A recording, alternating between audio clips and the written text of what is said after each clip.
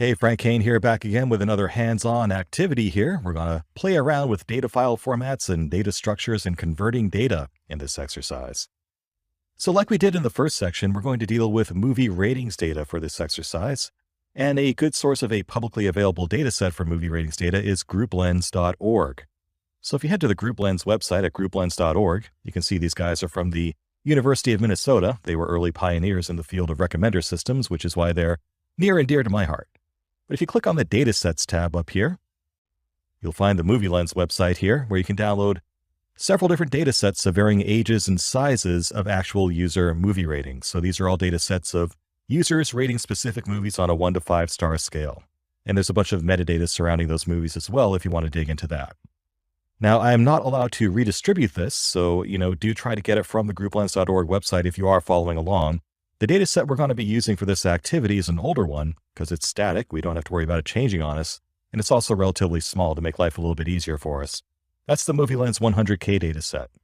So let's start by reading the readme.txt file and understand the format of this data before we download it and play with it. So here's the README file that comes with the data set, and most publicly available data sets come with some sort of a legend like this that describes what the data is, what it's actually telling you, how it was collected, and how to parse that information. So it's telling you this data set consists of 100,000 ratings from 1 to 5 stars from 943 distinct users on 1,682 distinct movies.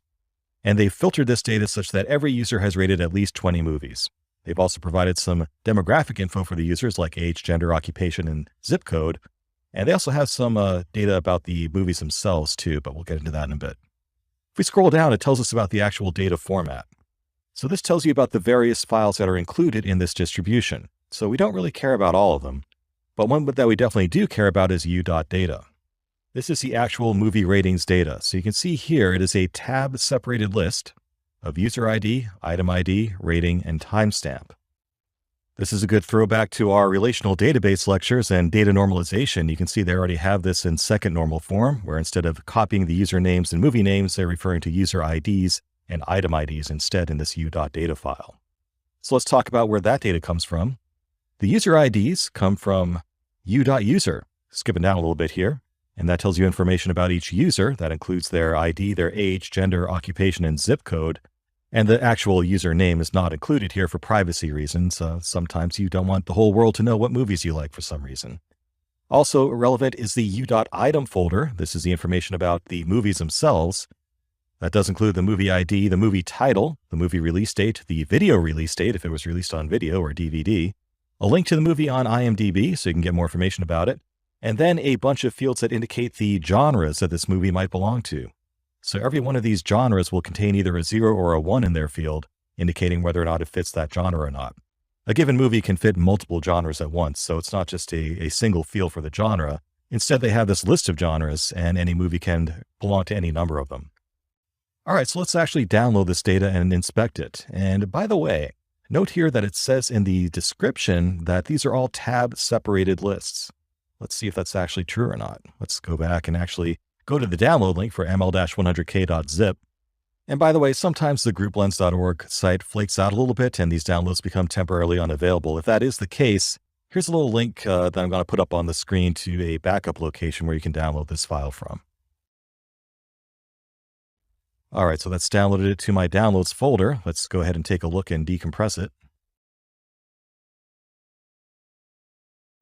Just right-click on that and extract all in Windows. Nothing fancy. And there we have the resulting ml-100k folder.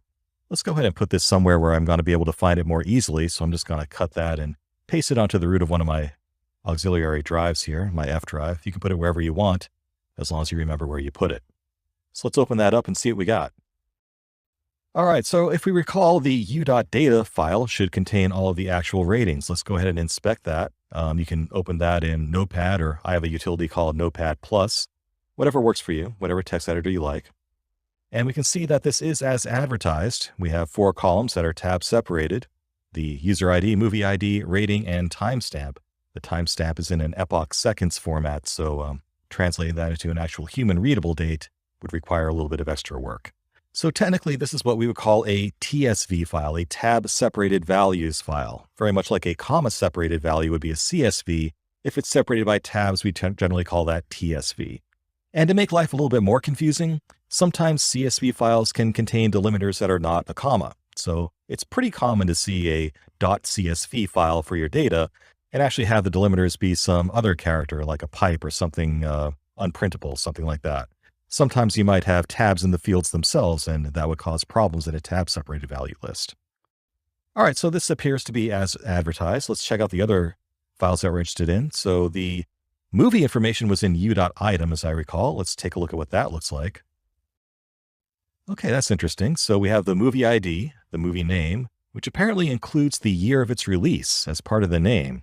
I guess that's so we can disambiguate multiple movies that might have the same name. Okay, interesting, but I might not want to display it that way, right?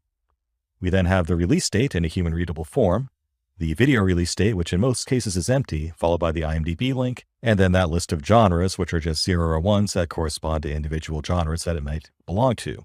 So I would assume that, children's and adventure might be in there, for example, for Toy Story. But hey, didn't the document say this was tab separated? I'm actually seeing this being delimited by pipe characters. So can't always trust the documentation.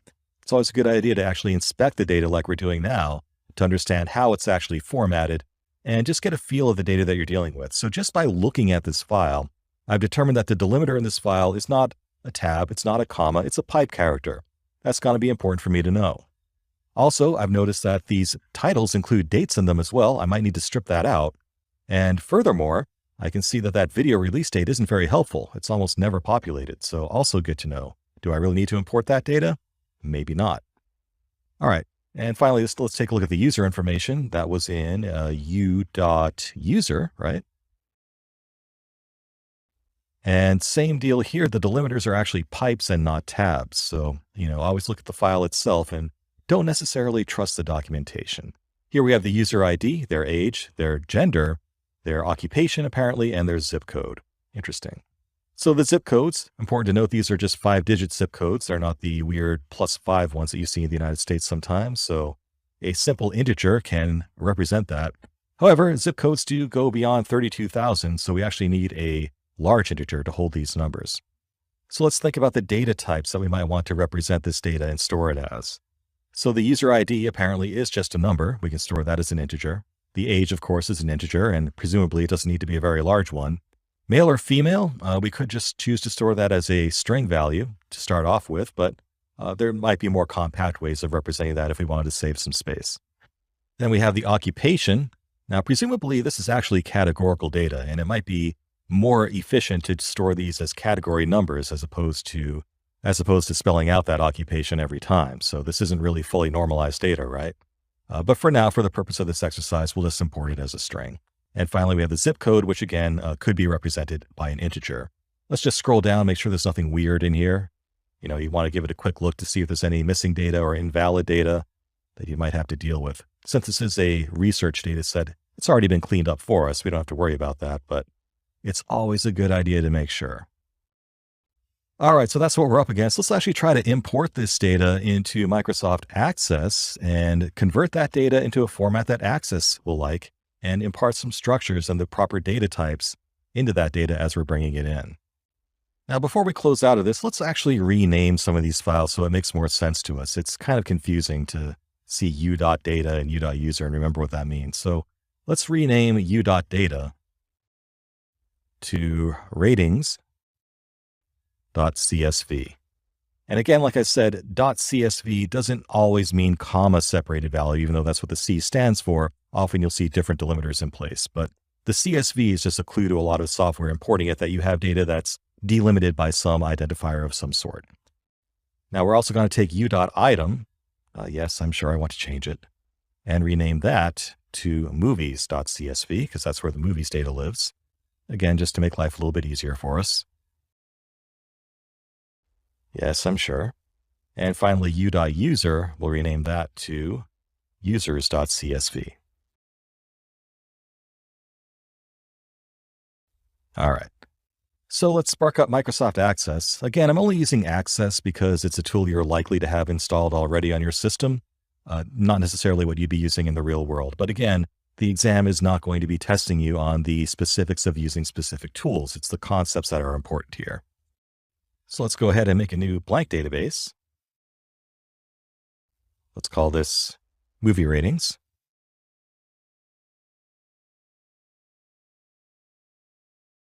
And let's start importing some data. So to do that, we're going to go up to external data, new data source, from file, and it's going to be a text file. All right, first we need to give it a path to the file that we're importing. So let's start with the ratings data itself. And I threw that in my F drive, so just navigate to wherever you put the Movie Lens dataset. And let's select the movies.csv file.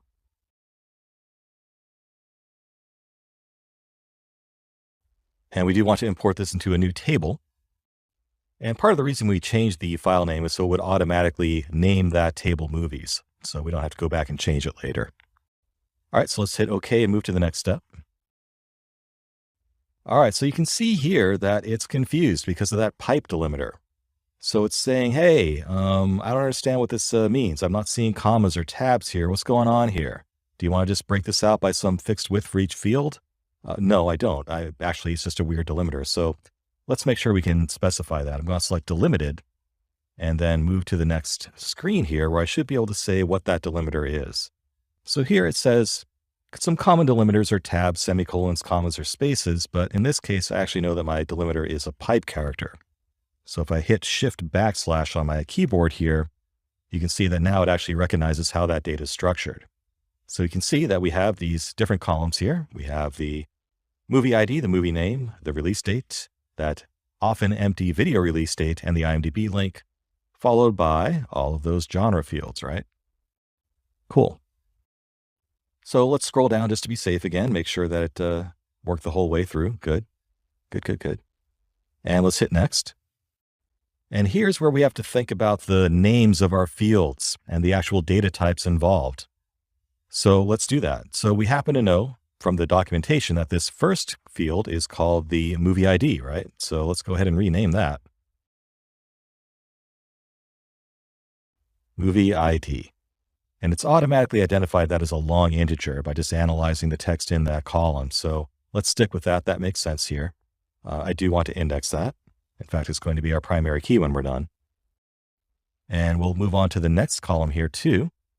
Just by clicking on it, we'll make sure that's called the title.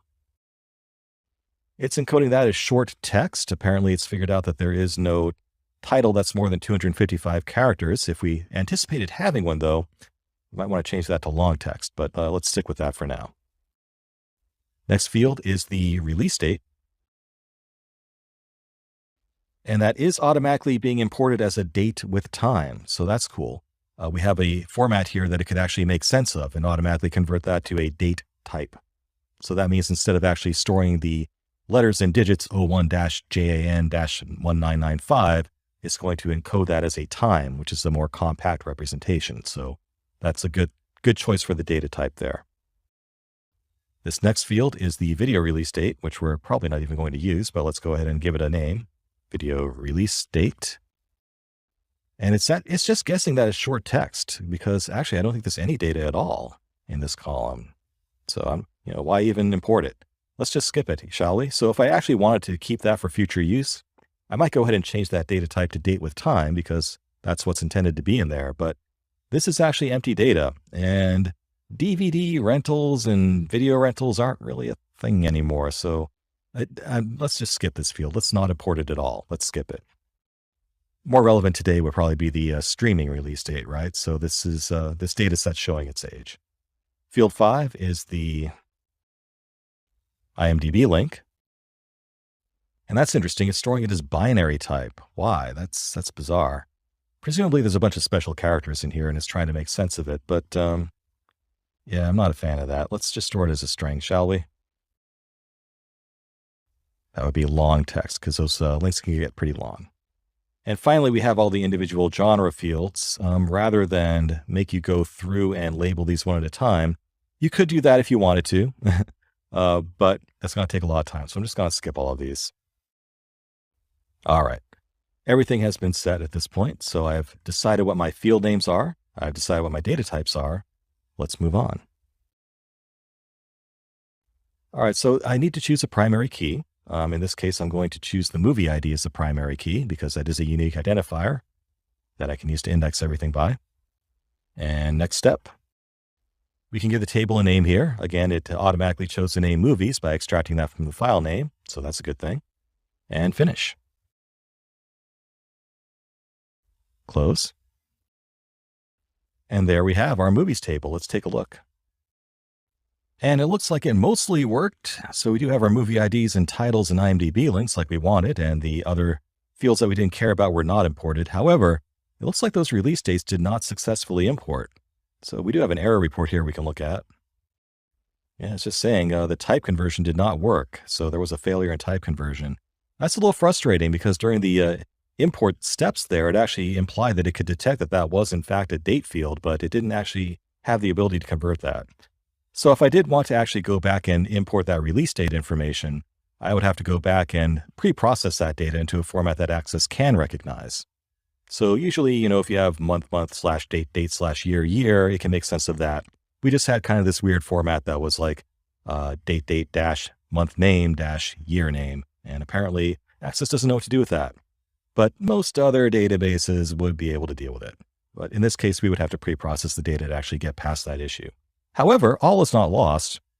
You can see the release year is actually part of the title here. So we could just go and extract that year from the title name if we wanted to and reconstruct the year of the release just from that title. And for a lot of purposes, that might be all that we need, right? So in the next section, in our hands-on activity, we'll tackle that. But for now, the release date, it turns out, is not going to be helpful. So let's go ahead and delete that field for now. All right, so we've imported our movies data. Let's go ahead and do the same thing for our other two data sets really quickly, and I'm going to go through this a little bit more quickly. Let's go ahead and save that table before we move on. Okay, so again, external data, new data source from file, text file, and this time, let's select ratings.csv, kind of working our way down. Moving on to the next step. All right, so again, it's having trouble making sense of this. Now, when we inspected this file manually, we saw that it was in fact tab separated. So let's tell it that. We'll keep this on delimited, go to next. And here we can say the delimiter is a tab, and yep, looks right to me. All right, so now we have the user IDs, the movie IDs, the ratings, and the timestamps. Great. Let's go ahead and move on, give these fields a name. And again, we have to refer back to the text file that came with the data set to understand what these fields are because they do not have a header row. In some data sets, you'll see the first row of information is the header for each field, but in this case, we are not given that. We have to know what it is. But I happen to know it's the user ID. We'll keep that as a long integer. We will not index that because we're going to need a new primary key for this database. There is no unique identifier here already. Second field will be movie ID. Long integer is appropriate. Next, we have the rating itself. It's a 1 to 5 star rating here, so a long integer seems like overkill. Let's go ahead and just make that an integer. In fact, we could probably get away with just a byte, but we'll stick with integer for now. And finally, the timestamp, which is the time in seconds since some point in 1970, I forget which, but translating that to a human readable time would be tough. So given that Access could not deal with the human readable dates that we had in the previous file, I really don't think it's going to know what to do with this timestamp by itself, but for now, we'll just import that as a long integer. And I'm going to add a primary key on its own. So let's let Access do that and add its own primary key. And we will import that to our ratings table. All right, let's take a look at that. Let's open up that ratings table. Looks like that worked well. So we have the new primary key, the unique ID that it gave to each rating, the user ID, the movie ID, the rating, and the timestamp. Looks like it all came in. Cool. And we could create a relation at this point between the ratings table and the movies table to link up that movie ID field. One more. Again, external data, new data source from file, text file. And this time, let's import the users.csv. Yep, we want a new table. And again, it's pipe delimited here. So I'm going to ignore this recommendation for fixed width and select delimited because there is a delimiter character. It's just one that it doesn't recognize. Again, we'll select other and type in shift backslash. And sometimes Access gets a little bit weird about entering the delimiter field here. Sometimes you have to switch back and forth between different choices here until it accepts your typing in there. Access can be flaky. But I got it in here. It looks good. So just eyeballing it here, we can see that it's set up the columns appropriately. User ID, age, gender, occupation, and zip code. Moving on. Let's give these fields a name and select their data types. So we have the user ID, long integer. That seems right. Age. Probably doesn't have to be a long integer, right? Let's just make that an integer. Don't think anyone's going to be 32,000 years old. Oh, by the way, let's select the user ID index. It is indexed automatically already, so that's good. This is the gender, and the choice of short text seems appropriate. We could potentially store that even more compactly, but good enough for now. We then have the occupation, also short text. And again, if we could make that categorical data and normalize this further, but I'll leave that as an exercise for the reader. And finally, the zip code, which will be a long integer.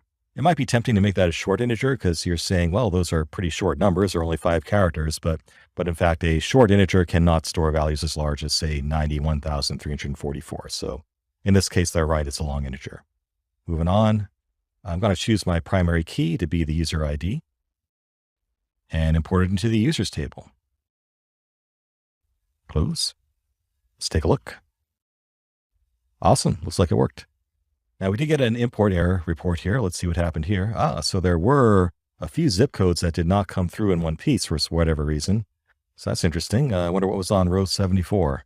Should be able to see it if we just scan down here.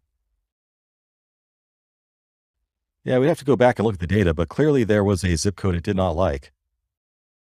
But this is a good case of where it makes sense to inspect the data that was imported, right? So what are we seeing here? Not only are we missing a few data points because it was something we didn't expect, it wasn't actually a numerical value that fit within an integer, but also zip codes that start with 0, not really what we expect, right? So it just truncated that. It sorted as a number instead of a string. So even though my choice of large integer was probably the most space efficient representation for these zip codes, from a human readability standpoint, it doesn't really help. So yes, I could potentially format this when I'm displaying it to force it to have 5 digits and fill that in with a 0 if I want to, but it probably makes sense to just store that as a string in hindsight, right? So let's go ahead and delete this import and do it over again. So I'm going to close out of the users table and the user import table, delete them. Yes, I really want to do it. And let's import that again. So external data, new data source, from file, text file, and let's apply what we learned here. Just going to go through this real quick. Users.csv again, delimited by a pipe character. Took a couple tries. And again, we'll make this the user ID field, a long integer that should be indexed. No duplicates. Then we have the age, which is a integer. We have the gender, which we'll keep as a short text. We have the occupation, which we'll also keep as a short text. And finally, the zip, we're going to keep that not as an integer at all, but as a short text field. Moving on, choose my key to be user ID. Import to the users table, and finish. So let's open up that new users table now. That looks better. So now we can see that our zip codes are in the expected format where I can actually read them. And if I scroll down, oh, okay. See what happened there? So this is actually a zip code, a postal code from outside of the United States where they actually use letters instead of numbers. So that's why that failed to import. So by going through this exercise, I think I've kind of tried to show you how exactly we go about importing data and how sometimes it can be an iterative process where your choices of data types might not be right the first time around. So the real lesson here is to take the time to understand your data before you import it and review the results when you're done. If you have import errors, make sure you dig into them, understand what caused them. And just make sure that what you got is correct before you go on to actually use this data in some sort of an analysis. So there you have it, data types in action and converting data as we import it. Let's move on to our next section.